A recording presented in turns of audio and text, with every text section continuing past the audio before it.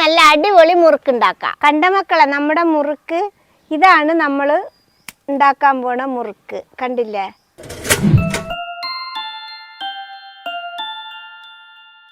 ഞാൻ അതിന് വേണ്ടി ഇവിടെ എടുത്തിട്ടുള്ളത് ഇത് കണ്ടില്ലേ, 1 കപ്പ് പൊട്ടുകടലയാണ് എടുത്തിട്ടുള്ളത്. 250 ml 1 കപ്പ് പൊട്ടുകടല. അതിനി നന്നായിട്ടൊന്ന് പൊടിച്ചു കൊണ്ടുവരാം.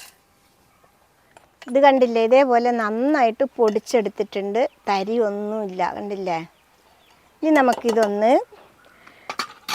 ഈ പാത്രത്തിലേക്ക് അരിപ്പയിൽ തരിച്ചിട്ട് ഇതിലേക്ക് ഇട്ട് കൊടുക്കാം.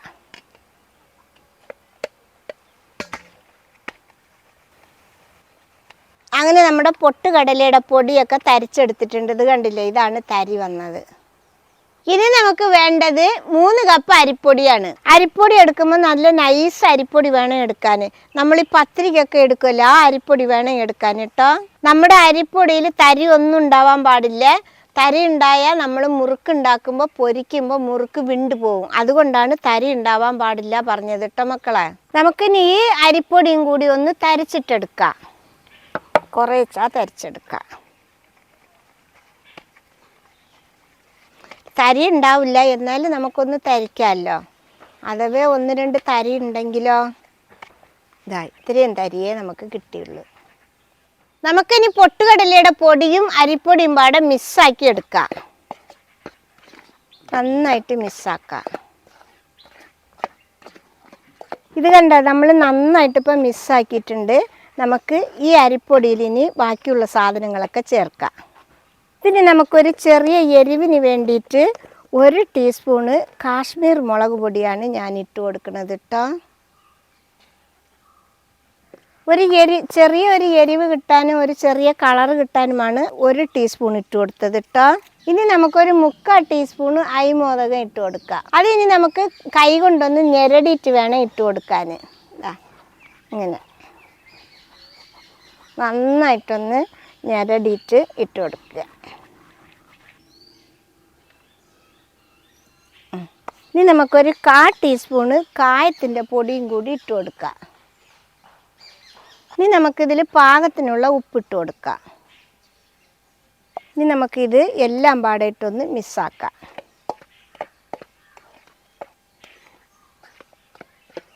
ഇപ്പോൾ എല്ലാം നന്നായിട്ടൊന്ന് മിക്സാക്കി എടുത്തിട്ടുണ്ട്. മുളക് പൊടിയും എല്ലാ സാധനങ്ങളും. ഇനി ഇതിവിടെ ഇരിക്കട്ടെ.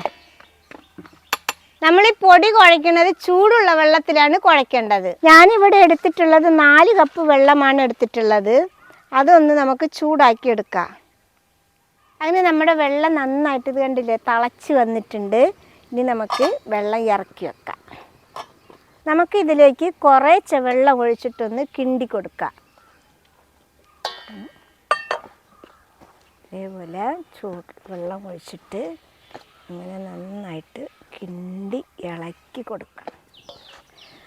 4 കപ്പ് വെള്ളം എടുത്താലും കുറേശ്ശെ വെള്ളമേ ഒഴിച്ചു കൊടുക്കാൻ പാടുള്ള.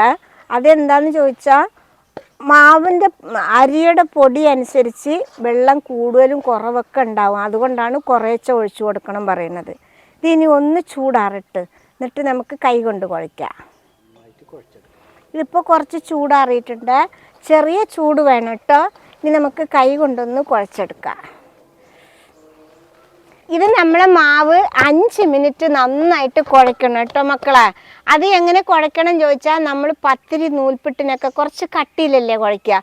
ഇത് ആ കട്ടി പാടില്ല, ഒന്നുകൂടി ലൂസിൽ ഒരു വെണ്ണയുടെ പരുവത്തിൽ. നമ്മളിങ്ങനെ നോക്കുമ്പോൾ ഒരു വെണ്ണ പോലെ ഇരിക്കണം. അതേപോലെ വേണം കുഴയ്ക്കാൻ കേട്ടോ. അപ്പം നമുക്ക് മുറുക്ക് തിന്നാൻ നല്ല സോഫ്റ്റായിട്ട് നല്ല ടേസ്റ്റ് ഉണ്ടാവും. അങ്ങനെ നമ്മുടെ മാവ് നല്ല വെണ്ണ പോലെ കുഴഞ്ഞിട്ടുണ്ട് കണ്ടില്ലേ. ഈ പരുവത്തിൽ വേണം കുഴയാൻ. ലാസ്റ്റ് കുഴയ്ക്കുമ്പോൾ കയ്യിൽ ഇച്ചിരി എണ്ണ പുരട്ടണേ, അല്ലെങ്കിൽ കയ്യിൽ ഒട്ടുള്ളൂ. ഒട്ടാതിരിക്കാനാണ് എണ്ണ പുരട്ടാൻ. ഞാൻ ചട്ടിയിൽ ഓയിൽ ഒഴിച്ചിട്ടുണ്ട്. ഓയിൽ നന്നായിട്ട് ചൂടായി വരട്ടു. ഇത് പൊരിക്കാൻ ഓയിലാണ് നല്ലത്. വെളിച്ചെണ്ണയിലൊക്കെ പൊരിച്ചാൽ വേഗം നമ്മുടെ പലഹാരങ്ങൾ കേടുവരുള്ളൂ. അതുകൊണ്ട് ഇത് ഉണ്ടാക്കണവരെല്ലാവരും ഓയിലിൽ ഉണ്ടാക്കിയാൽ മതി. എണ്ണ നല്ല ചൂടാവണം കേട്ടോ. എന്നിട്ട് വേണം ഇട്ട് കൊടുക്കാൻ. എണ്ണ ചൂടാകുമ്പോഴത്തേക്ക് നമുക്ക് മുറുക്ക് ചുറ്റി വെക്കാം. ഞാനിതാ ഈ തട്ടാണ് എടുത്തിരിക്കുന്നത് കണ്ടില്ലേ. ഈ ഓട്ടുള്ള നൂൽപുട്ടിൻ്റെ അച്ചാണ്. ഇതിൽ നമുക്കിനി ഇച്ചിരി എണ്ണ പുരട്ടിയെടുക്കാം. ഇതിലും എല്ലാത്തിലും നമുക്ക് ഇച്ചിരിച്ച എണ്ണ പുരട്ടിയെടുക്കാം. അങ്ങനെ എല്ലാത്തിലും നമ്മൾ എണ്ണ പുരട്ടിയിട്ടുണ്ട്. ഇനി നമുക്ക് ഇതിൽ കുറച്ച് മാവെടുത്ത് ഇതിലേക്ക് ഇട്ട് കൊടുക്കാം.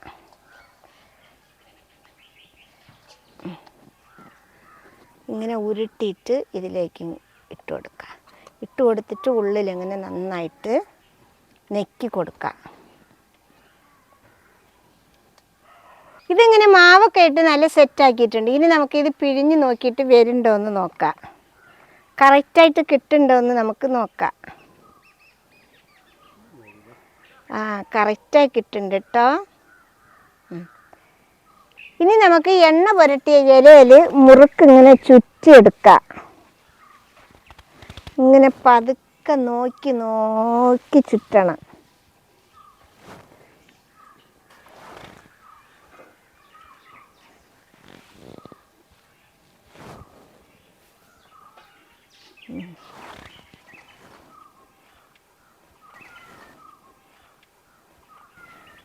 ഒരു മുറുക്ക്. ഇനി അടുത്തത് ചുറ്റാം.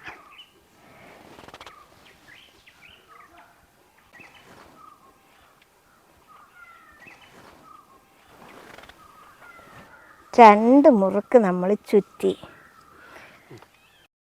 നമ്മുടെ എണ്ണ നന്നായിട്ട് തിളച്ച് ചൂടായിട്ടുണ്ട്. ഇനി നമുക്ക് നമ്മുടെ മുറുക്ക് ഇതിലേക്ക് ഇട്ട് കൊടുക്കാം.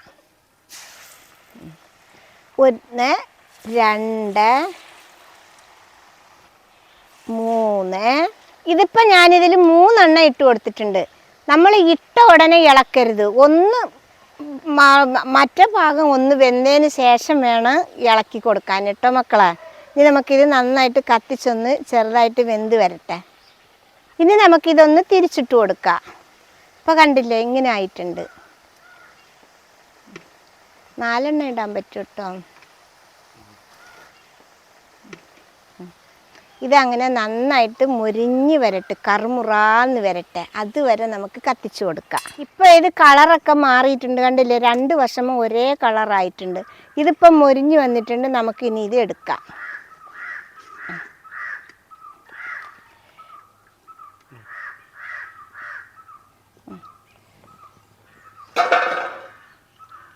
ഇനി നമുക്ക് അടുത്ത റിപ്പും കൂടി ഇട്ട് കൊടുക്കാം.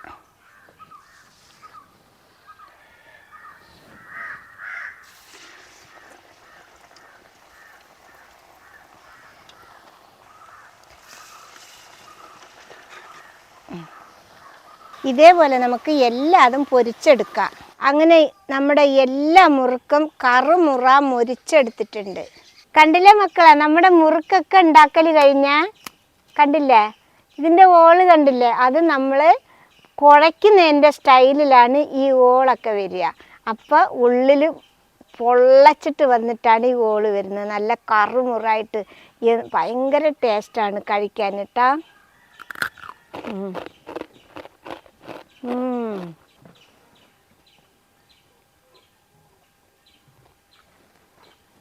മക്കളെ, ഈ മുറുക്ക് സിമ്പിളായിട്ട് ഉണ്ടാക്കാൻ പറ്റുന്നതാണ്. കുട്ടികൾ സ്കൂൾ വിട്ട് വരുമ്പോഴൊക്കെ 4 മണി ചായക്കൊക്കെ ബെസ്റ്റ് സാധനമാണ്. എല്ലാവരും ഉണ്ടാക്കണം.